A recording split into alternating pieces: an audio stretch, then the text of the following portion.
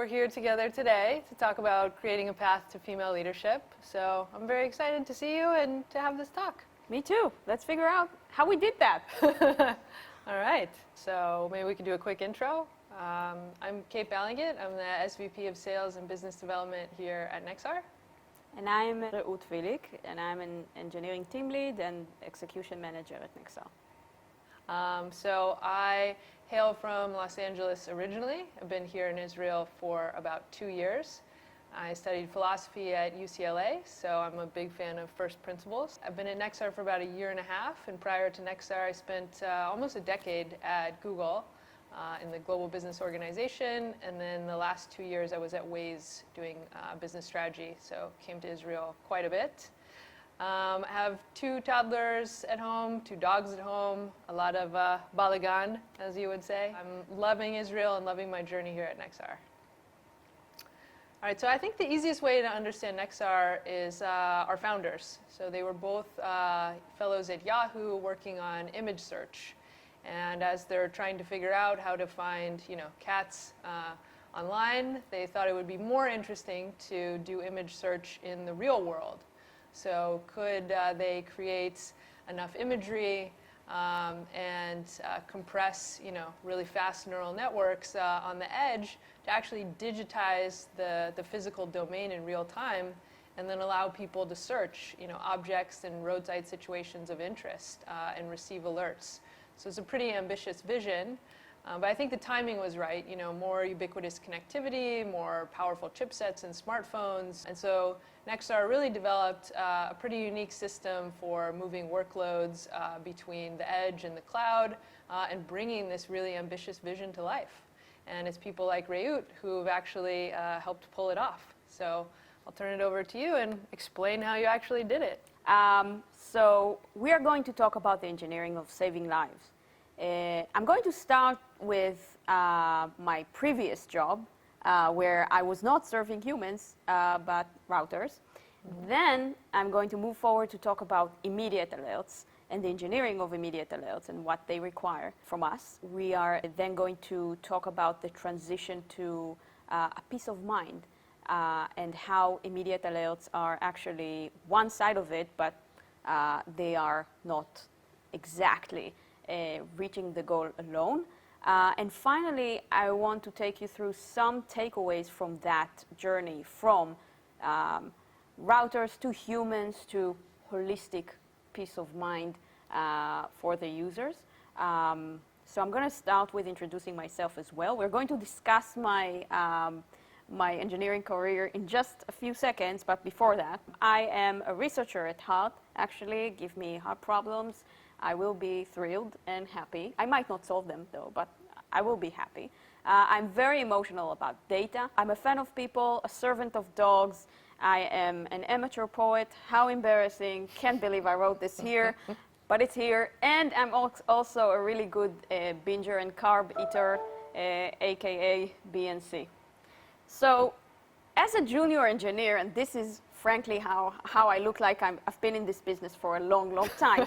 I was working at Cisco, and my users were actually routers and racks, and I had to come up with an answer to the question, what is this traffic that users are passing between different routers?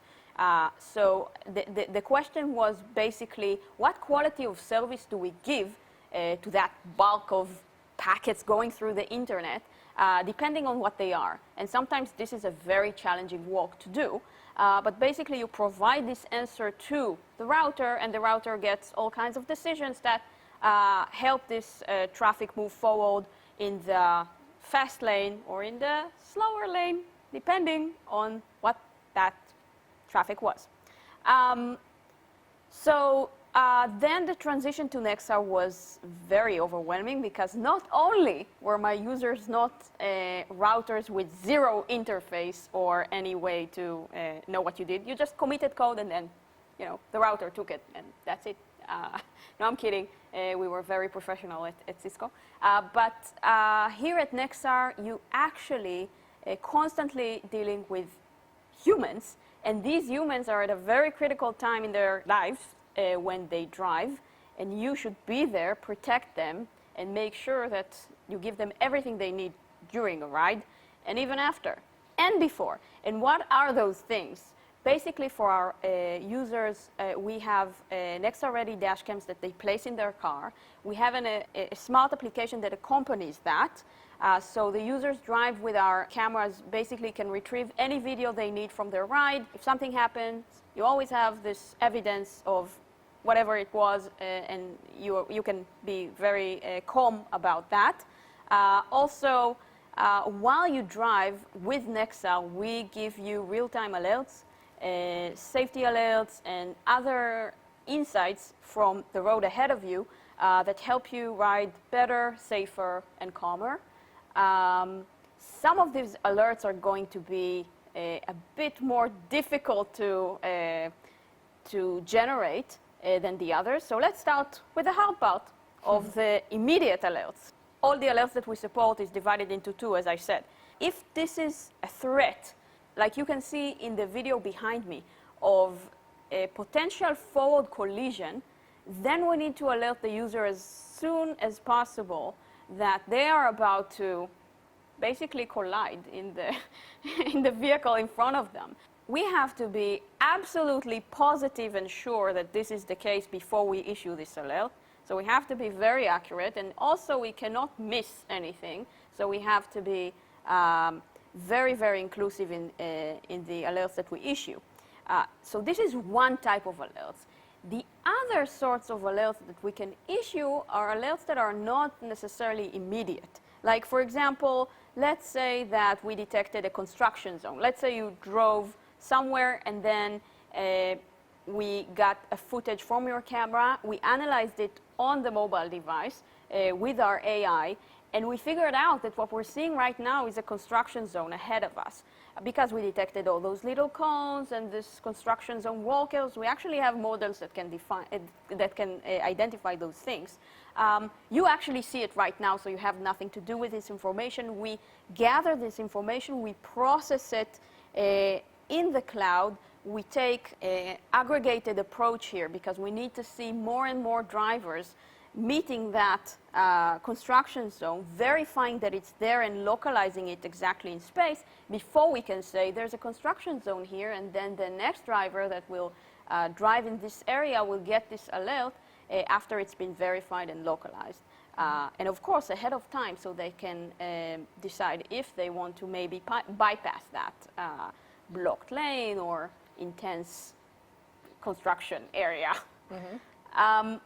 So when you decide to work on immediate alerts, unlike construction zone or stuff that needs aggregation and can wait and they're not immediate risks, you only have a few milliseconds to reach a decision and to know that there is a threat ahead of you. You cannot rely on any other data contributors because you only have that driver driving right now, potentially almost hitting the driver next to them. So you have a single source of data, and I believe that some of you work with these kind of data streams, and you know that this means that this data has to be filtered, cleared of noises, which is something that usually having lots of data points give you, because you can balance it out, you can average this, but if you have a single contributor of data, you have to do a lot of work to make sure that your data is consistent, accurate, and noise-free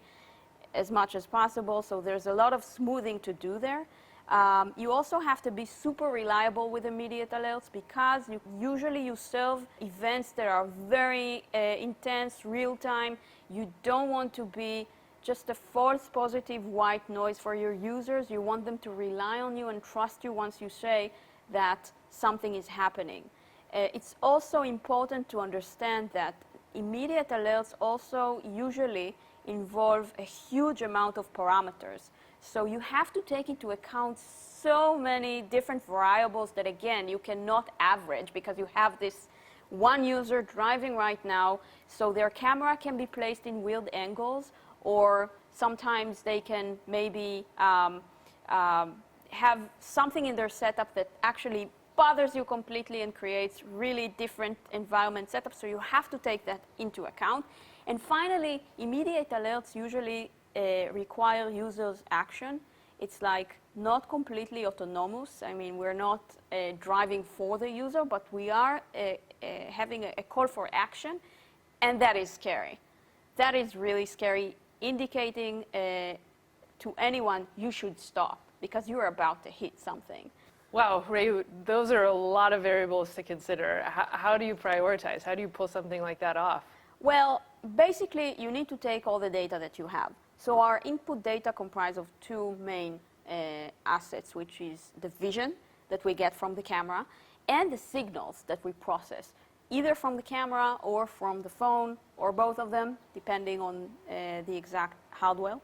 And basically what we do is we take all these parameters and signals and vision that we have, and we split the milliseconds, the very few milliseconds that we have to reach a decision, into detection segments and tracking segments. So in a detection segments, you have this fresh snapshot of reality. You reprocess everything, and you get an accurate understanding of which cars are ahead of me and what are my current statistics of driving, GPS, velocity, acceleration, and blah, blah, blah. And then the tracking segments are where you actually just use those deltas to refine exactly these low-level parameters and get this understanding of whether I reached the point of where my alert should be triggered. There are different thresholds. When you meet them together, this is the time that you need to set the alert. And it's very important that throughout detection and tracking sessions, you constantly smooth. And you constantly cancel noises so that when you reach a threshold, you know that everything is aligned and you can now have an alert ready. So it's a lot of work, but the only way to make sure that you release such a product outside to users and you can sleep at night, at least most of them, is having a strong simulation environment. And that is the key to everyone who wants to develop any real-time product. You have to make sure that you can simulate all of your alerts with all the possible variables that can happen. You can use different signals and videos and footage coming from different real-time use cases, but you should also augment your data. Data augmentation is basically taking real data and then tweak it slightly. So you can automatically create so many variants of your data, and your experience can be so much more inclusive to many situations that you did not come across. So taking this huge data set into action and making it constantly run, it's like CI for code. It's like continuous integration. Every time you evolve your code, every time you want to check a new approach, you know that you're covered. Because you collect your precision and recall. Precision is how many times you released an alert that was correct. And recall is out of the times you should have released this alert, how many times you actually did it.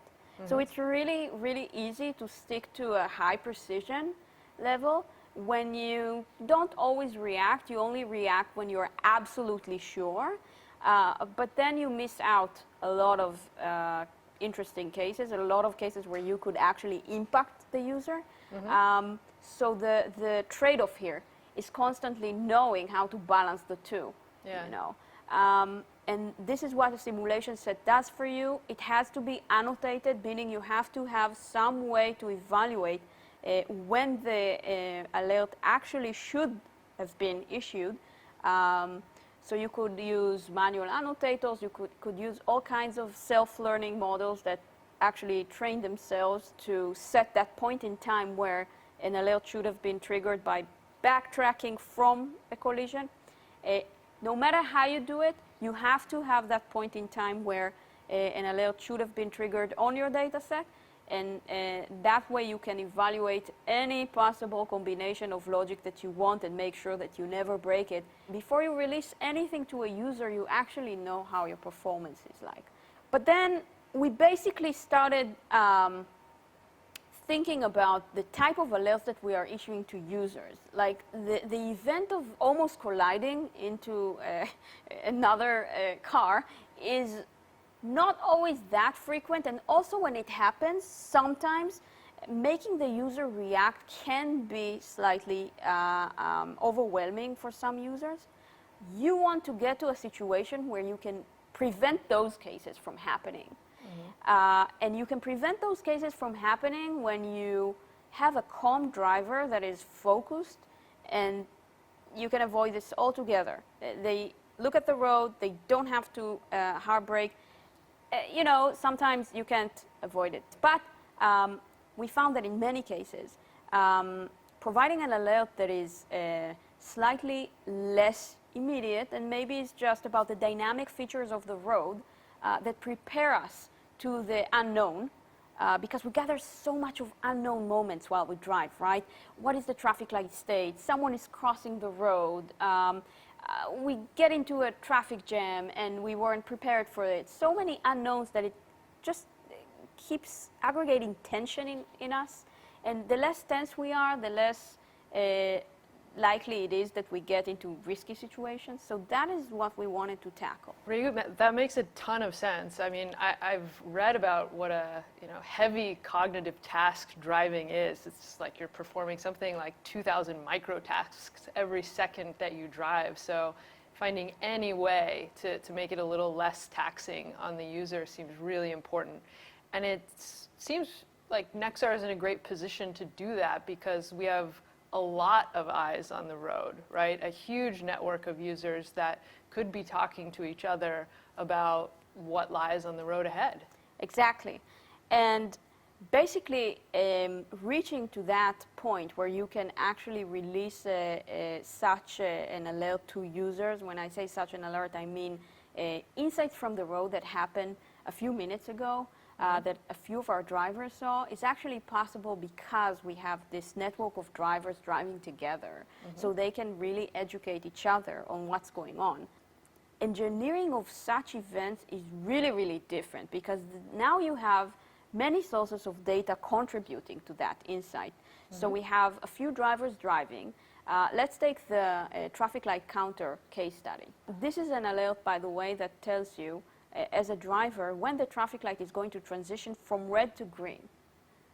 And the way we do it is we basically learn offline how the periods and the schedule of the traffic lights work. And then in real time, what we need to do is to just activate that schedule based on drivers that drive next to that traffic light during the day. And we learn how the period shifts. And this is how we can issue the alert. So one driver, for example, driver A, drives to an intersection. We figure out the shift according to the state of the traffic light that changes in real time. And then the driver that comes right after is already activated and they can get this alert and it will be accurate for them. So it's really like a game of activation.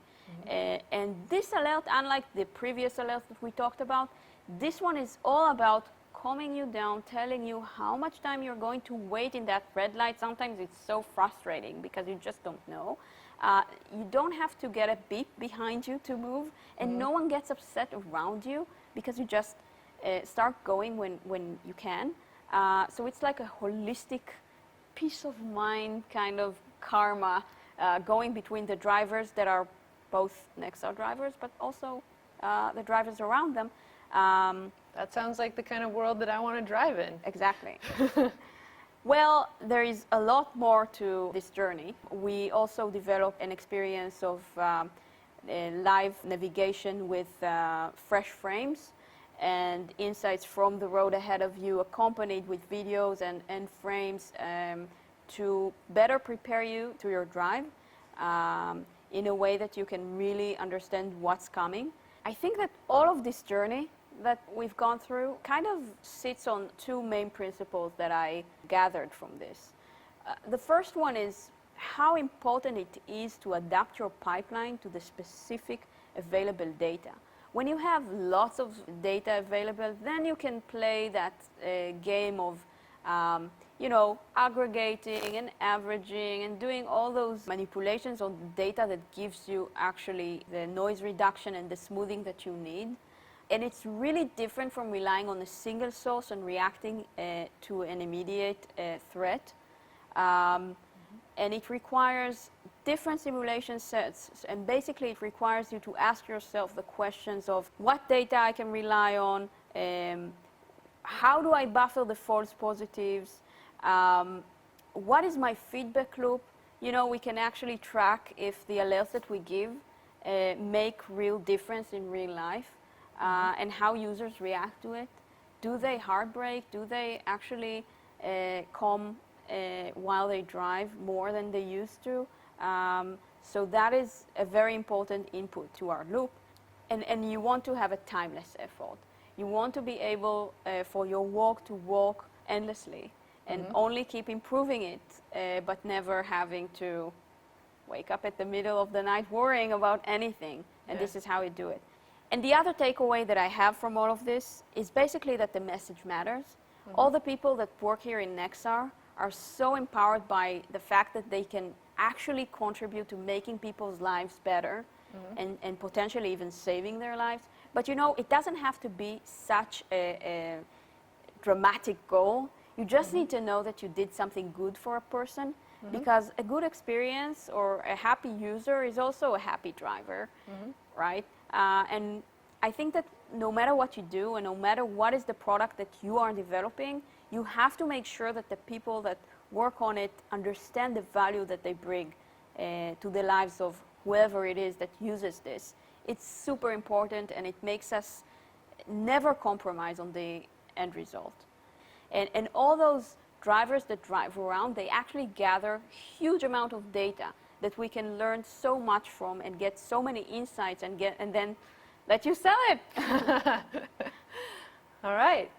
So with that, we'll switch gears to how to sell it. I mean, the technology stack at Nexar is obviously really incredible, and the focus to date has been about building a great consumer experience and getting that network of drivers on the road.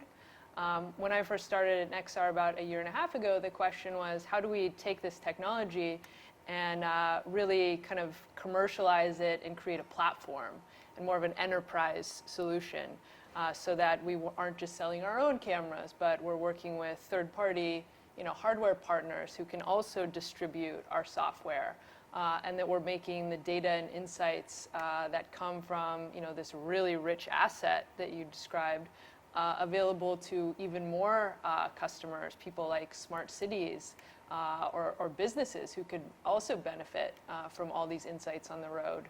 So when I started, the billion-dollar question was very much how do you stand up kind of another business around the stack? And for me, it was a question of, well, how do I build and empower a team that is capable of doing that? Because I certainly couldn't do it alone. So in the process, I went from a team of 1 to a team of 12 now. It's been such an exciting journey. And so I figured I'd close us out with just some lessons that I have learned here of how to build, manage, empower a team that can take a tech stack as rich, as diverse, as constantly evolving as what Nexar has to offer, and bring it out to the market successfully. So the first thing that I've learned as a kind of manager of this new team here at Nexar is really the number one job of a team manager is to empower the team. I always ask this question in every single weekly one-on-one that I do with everyone on my team, which is, do you have what you need to be successful? It's really easy in kind of status meetings to just jump right in of how things are going with this initiative, and but I've always found that it's really important to take a step back and make sure that your team has what it needs to be successful, and then you go into the specific updates of individual initiatives. The second learning about kind of building a high-performing team is to really facilitate kind of smaller cohorts of team members. So I encourage my team for every single opportunity, for every single project, to work in a small group. I think this is also really important in the era of this global pandemic, where we're all pretty distributed and fragmented, particularly my team that works across so many different time zones. It's important that every opportunity has 2 or 3 people working on it, so you can unlock those kind of collective problem-solving skills. A third kind of important lesson around building a high-performing team is to really encourage a culture of structured and strategic and data-driven decision-making. So, when we bring these products out to customers, people get really excited. It's easy to kind of get lost in so many different use cases. So I always encourage people on the team to kind of take a step back, build out a framework, take a really structured approach to kind of working with each individual opportunity. The kind of fourth principle, I think, around building and managing a successful team is to really create clarity on the mission, but enable creativity in the execution. At Nexar, things are constantly changing. We make a lot of pivots. We literally, sorry about that. literally build up like new lines of business around new products that are developed. So in order to kind of anchor people on a true north, I kind of always reinforce at every single team meeting, this is the ultimate mission of what we're trying to accomplish. How we get there is going to constantly evolve, and I empower people to be creative to get us there, but it's so important to reinforce like that ultimate kind of true north for the business and for the company. This is actually a great tip that I got from my boss, our CEO. I was getting really overwhelmed with the kind of 8,342 things that I needed to do one week. And it felt like every minute there was more being added to my plate. And he encouraged me to kind of take a step back and say, what is the one thing you need to get done this week? It's not about making a task list every single morning. Have that kind of one big thing that you need to get done and keep that top of mind throughout the week. And so I actually, in our team meetings, have everyone go around and say, what is the one thing they are working on that week? One, it kind of helps anchor everybody individually, but two, it helps us as a team figure out how can I help, my teammate now that I know the one most important thing to them that week. A sixth kind of tip for building a high-performing team is to really over-invest in the onboarding process. I think, at a startup, you can't take a week to, do like an offsite or a long seminar with people. They kind of get thrown right in, but just saying like, oh, they'll figure it out is kind of an all too familiar refrain in the startup world. And what I found is that, in order to get great work out of people really quickly, you have to spend a lot of time documenting processes and tools and kind of organizational structure. So taking the time, like sitting down and putting in the hours to do that documentation, and then meeting with your new hires every day for their first week, it's worth it. It pays off dividends, and you get great work out of people much faster. And then finally, I think that the most important thing that I've learned in building out this team and working here at Nexar too, because there are just so many people that I'm working with every single day, is that you need to be your best self. I have 12 reasons to be my best self every day, all of these 12 people on my team. And so you need to really figure out, like, what are those little things that you can do for yourself to make sure that you constantly have high levels of energy, you have enough endurance and stamina to make it through really long days, and you have enough passion. I mean, it can get a little overwhelming doing everything that we do. So you need that high energy level to constantly infuse passion and excitement in your team. So it's not just about hard work. It's about figuring out how do I create conditions to be my very best every single day. And when you do that and you build great high-performing teams, you put yourself in the best chance of success to take this really exciting technology and bring it to as many customers as possible. Thanks so much for having us. Take care. Bye-bye.